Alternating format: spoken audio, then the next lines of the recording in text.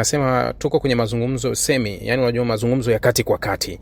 Yani amebadili kauli kutoka ile tuko kwenye mazungumzo ya juu kabisa na yanayokwenda vizuri, anasema tuko kwenye mazungumzo ya kati na Irani, wakati stress economy pain over military action. Wakati huo akipigia mstari kuwa Irani inaugua, yani iko kwenye uchumi wenye kuugua kabisa baada ya operation kubwa ya kijeshi ya Marekani, kwa wameenda kumaliza kabisa ule uchumi wa Irani na kwenda kuanguka. Ni kauli ambayo unaweza kusema kuwa labda imebadili mwelekeo au kubadili mpango, kuwa unajua tayari bana yule amejeruhiwa au tayari anaumwa ugonjwa ambao sio rahisi kupona. Kwa hiyo kwa nini ulikuwa unaenda tena kumroga sijui kwa wapi ili aweze kumaliza kwa babu? No, kaa tu pembeni. Anasema kuwa sasa nikamroge nini? Hali ya kuwa najua kabisa yeye mwenyewe, kwa watu wenye kuamini vitu hivyo, kwa wakati najua kabisa ye mwenyewe atakufa. Manake hawezi kutoboa hapo. Unaweza ukazungumza kwa lugha hiyo kuwa yani kwa kile ambacho Marekani wanaiona Irani, au kwa kile ambacho Donald Trump anakiona ni kuwa Irani inakwenda kuangamia kabisa. Lakini hili lina ukweli ndani yake. Ni kuwa Irani inakwenda kuangamia kabisa au Irani wamezidi kuwa imara zaidi ukilinganisha na hapo awali? Inawezekana. Hasara kubwa ya kijeshi, hasara kubwa ya vifaa, hasara kubwa ya majengo Irani wameipata. Hasara ya vifo, hasara ya roho na kila kitu Irani wameipata. Hasara ya kupoteza viongozi wa ngazi za juu wenye heshima kubwa Irani wameipata. Lakini unapozungumza kama nchi ya Irani, huwezi ukachukua tathmini ya Donald Trump hii. Manake tathmini ya Donald Trump hii inabaki ni ile tathmini ya kuwa hawana jeshi la anga, hawana jeshi la majini, hawana chochote, tumemaliza kila kitu chao chote. Lakini wakati huo unamuuliza kuwa jeshi la majini hawana, nani kafunga mlango wa Hormuz? Nani anarusha makombora? Nani anashambulia meli? Nani anafanya nini? Wakati wewe umemaliza, maana yake kupa tathmini na kuambia 90%, 99%, 90% ngapi ndio wanazotupa tathmini. Lakini mbona kama mlango bado umefungwa kwa kiwango kikubwa? Sasa hili ni jambo moja ambalo limezungumzwa sana na vyombo vya habari, na jingine lilikuwa ni ile ya Trump, ya Netanyahu kukataa mpango wa Donald Trump. Netanyahu calculate upsetting Trump is his least bad option.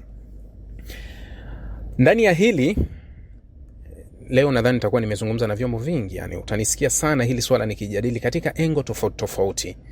Nimekuwa na mjadala mkubwa kwenye hili kwa sababu nilizungumza asubuhi wakati niko UFM radio, nikazungumza pia hili kwa kina pia nilivyokuwa UTV, lakini nadhani nimezungumza pia nimezungumza pia Rahbi Digital muda fulani kuhusu hili swala, na ninalizungumza hapa kwa kina kulichambua kuhusu haya mambo mawili tu. Nimeyazungumza katika engo tofauti za haya mambo yepi? La Donald Trump kuhusu uchumi, na la pili la waziri mkuu kumkatalia Donald Trump. Inawezekana kuna vitu haviko sahihi au haviko sawa. Ukisikia kauli na jinsi alivyokuwa akizungumza na wanahabari rais wa Marekani Donald Trump, ilikuwa kwangu mimi kwa tafsiri yangu ilikuwa ni kauli ya udhalili. Unajua kauli ya udhalili. Dhalili ni mtu hali ya kuwa dhaifu, yani umekosa, yani dhalili. Kwenye mafundisho ya dini ya Kiislamu wanasema hivi: unapoona ubaya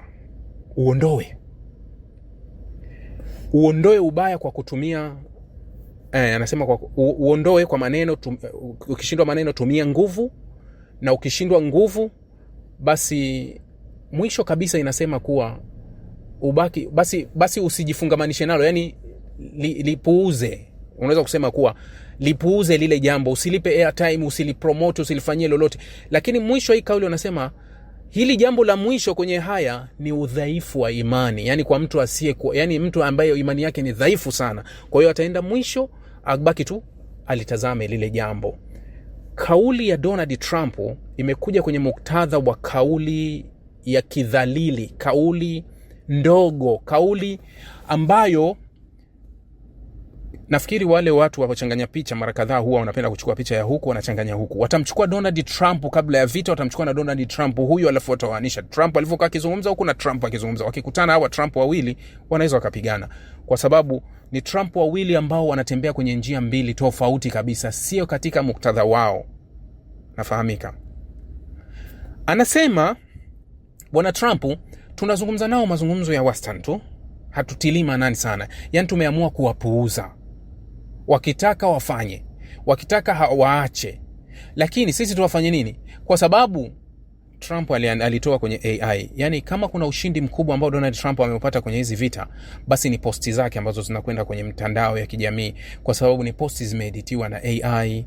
Rais mzima unaenda unaandika kwenye AI, anaandika, anaonyesha ndege za Kimarekani zimeshambulia meli na yeye akiwa amebeba bendera, anaambia ikagni ya kwetu, vitu ambavyo zamani visingekuja kwenye AI, kwa sababu kwa historia na ukubwa wa Marekani hadithi kama hizi zilikuwa ni vitendo. Yani tungeshuhudia vitendo kuwa Marekani imeshachukua kagi yake, Marekani imeshachukua mafuta ya Irani, Marekani imeshafanya nini, ndio tungeasikia. Sio tungekuwa tunaona kwenye maandiko ya akili bandia yanayoandikwa. Mtu yoyote anaweza kakaa akaanza kubuni, mimi leo hapa naweza nikaprint nikajiweka picha mimi ndio niko White House, halafu nikaiposti mimi ndio rais wa Marekani.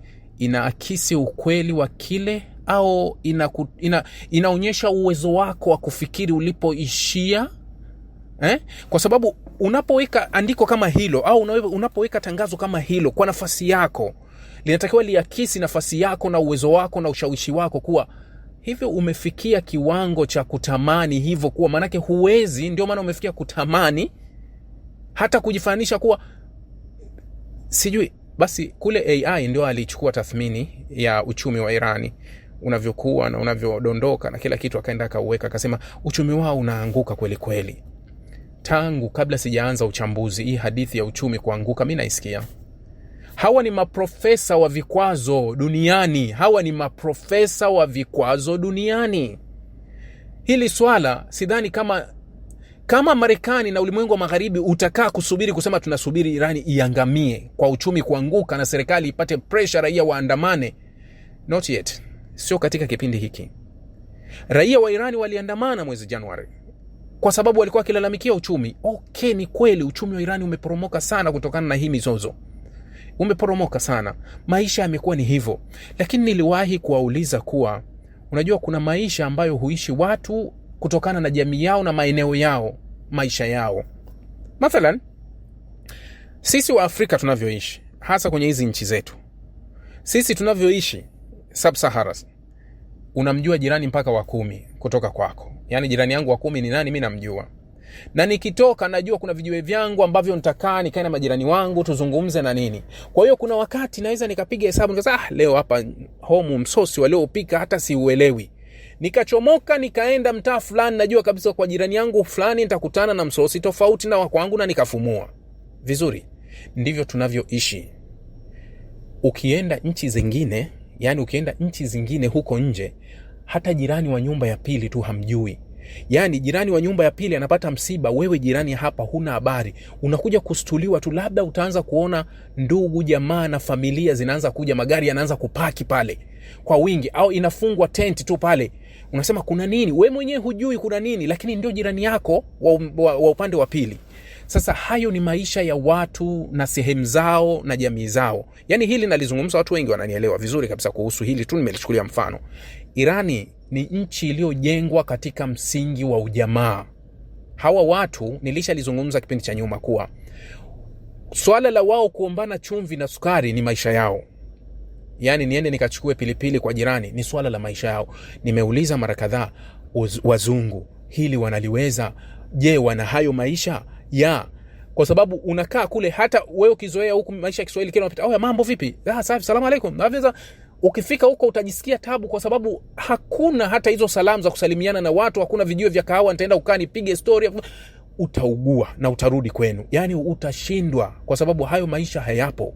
Sasa unapozungumza kuhusu tunategemea uchumi wao utaanguka, hawa wa Irani, hawa ambao wameishi kwenye vikwazo maradufu vya magharibi, vikwazo kweli kweli kwa miaka 47, wamedunda, wala hawakuomba kulazimisha kwa, ila nyinyi ndio ilibidi tena muwafate kutafuta yaliyopo kwao. Wao wala hawakufanya shinikizo lolote, wakasema tuishi hivyo hivyo, tuwekeeni vikwazo, sisi tumechagua maisha yetu, tutafanya vile vile, kila kitu kitaendelea. Ila nyinyi tena ndio mlienda kuwachokoza, maana tunataka sijui nyuklia zenu tuongee, tutaondolea vikwazo. Wala wao wametulia, wapo kwao kule. Sasa Donald Trump anaposema kuwa tunashuhudia tutaendelea kushuhudia uchumi wao ukianguka. Shauri yao. Sisi tumekaa tunaangalia. Kwetu tafsiri nyepesi kabisa, Trump kaishiwa. Yani Trump amekuwa dhalili. Trump amekuwa dhaifu. Kutoka kusema kuwa tutafanya mashambulizi makubwa ya kubadili kabisa nje ndani, hii nchi tutaigeuza juu chini. Leo hii unaenda kusema basi bana, wacha tuangalie tu, wenyewe sio wameamua. Ulimwengu utawafunza tu.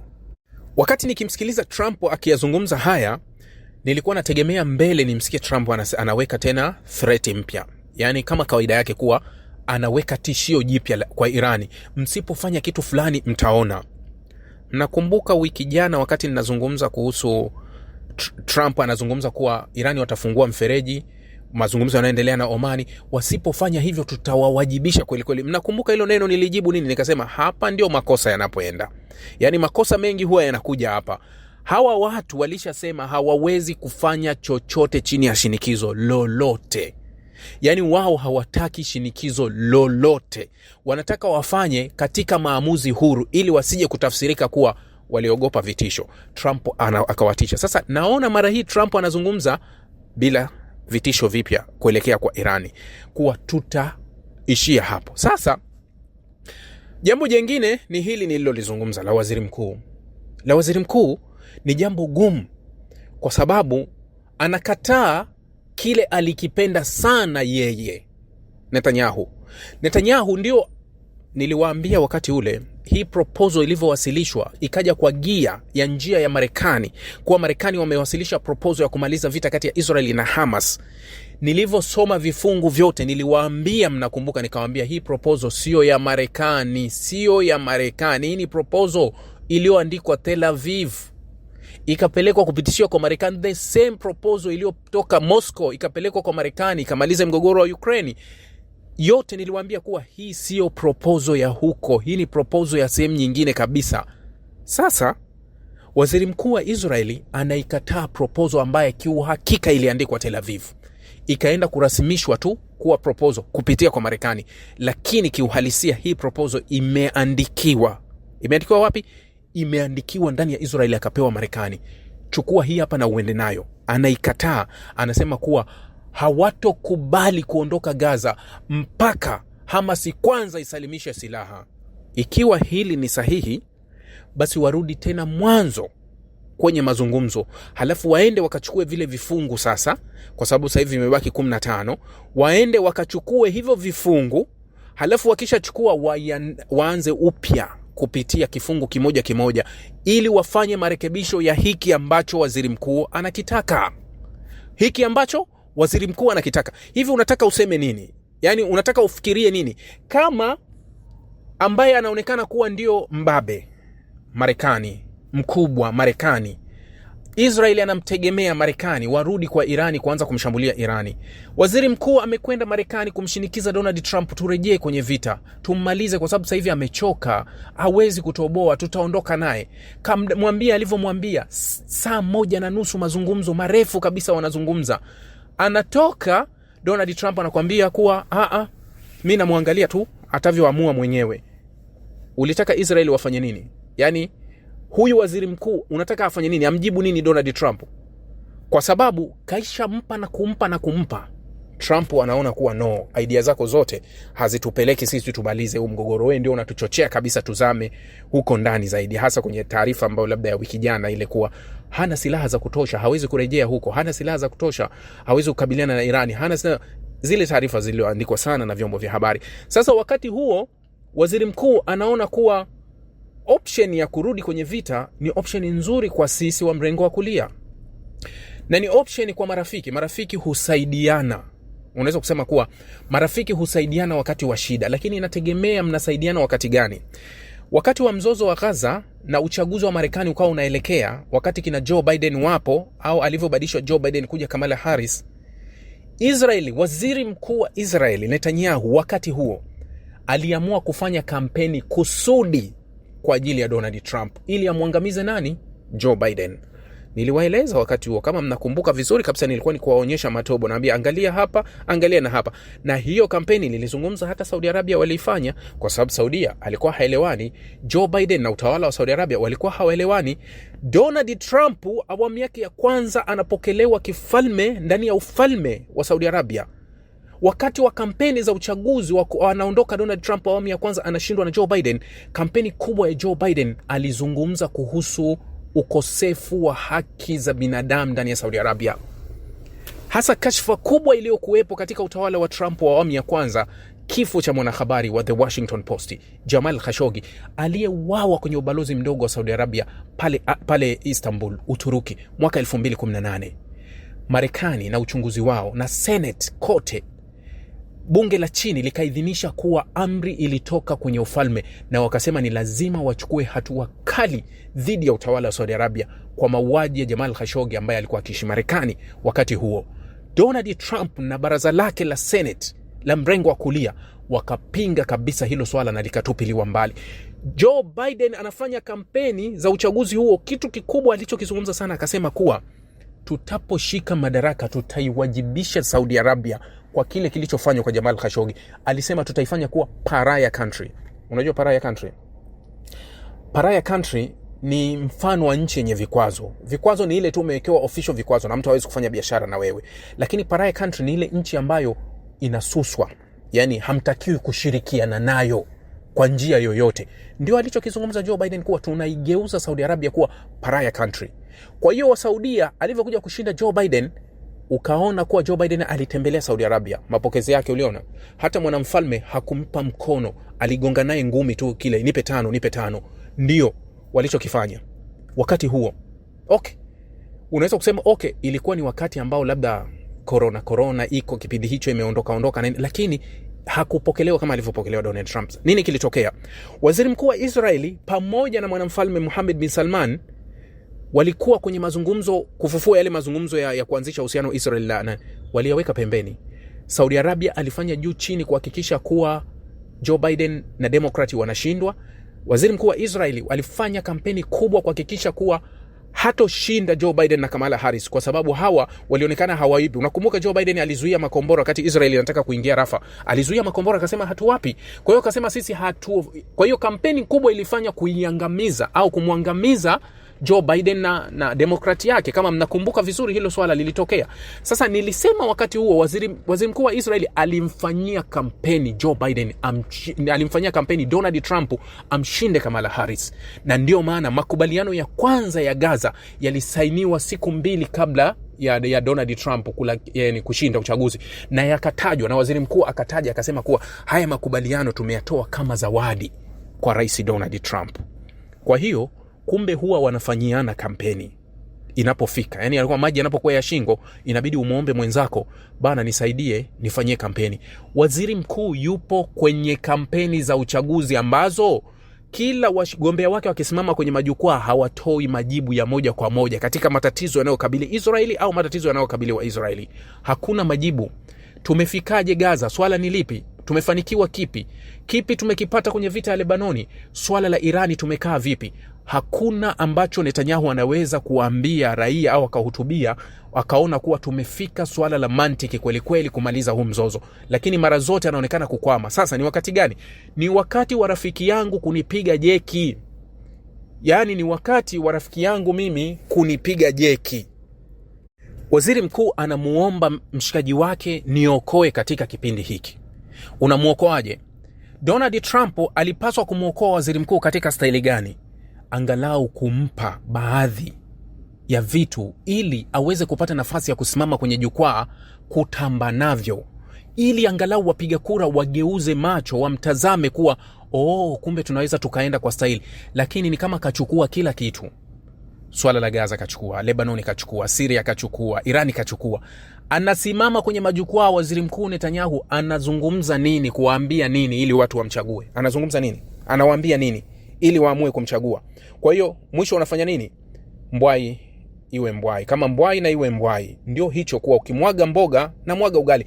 Ndio anachokifanya waziri mkuu, kukataa kile alichokianzisha yeye. Yani makubaliano aliyoyaanzisha yeye, lakini anayakataa. Kwa sababu gani?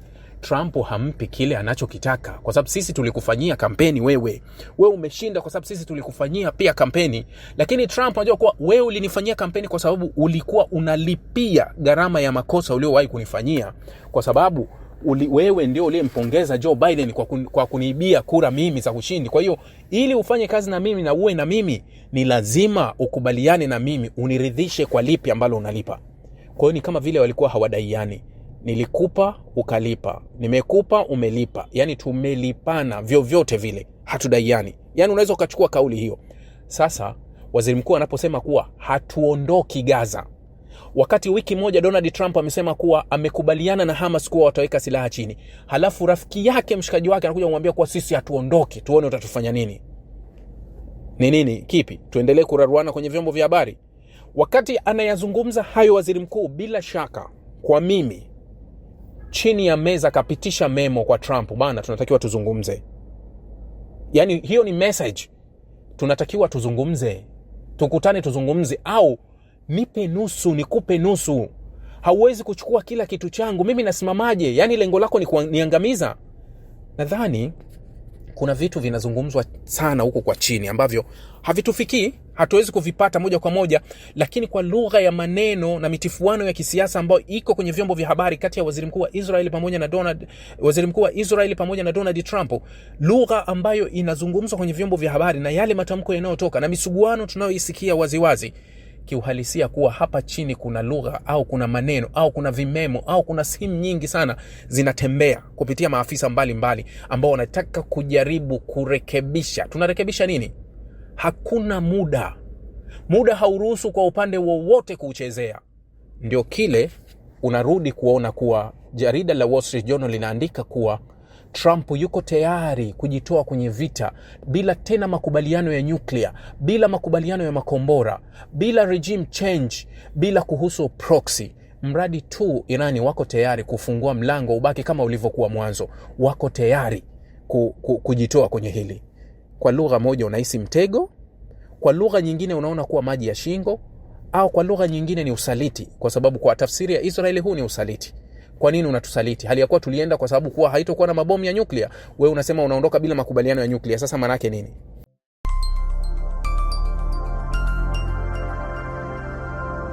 Rahby Digital, haki na ukweli.